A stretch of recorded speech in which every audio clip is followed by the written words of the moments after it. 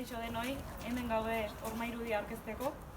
2023 Zumetaren horma irudiaren 50. urteurrenaren harira, Bustinzulo taldetik beste horma irudi bat egitea proposatu genuen.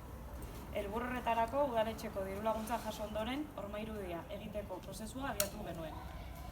Gorabehera batzuk izan genituen. Batetik, aurreikusitako hainbat material berandu iritsi ziren eta ondorioz lana atzeratu behar izan genuen. Bestetik, engobekin arazoak eta hone guztia prozesua luzatu zuen, baina bukatzea lortu genuen aurtengo udaberrian.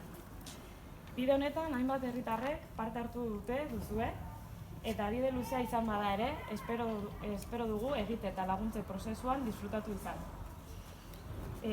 Zuen laguntza, zuen lana eskertzen dugu, pieza bakoitza esku askotatik pasada, gure eskutatik, eta azkenean horma irudea hemen dago.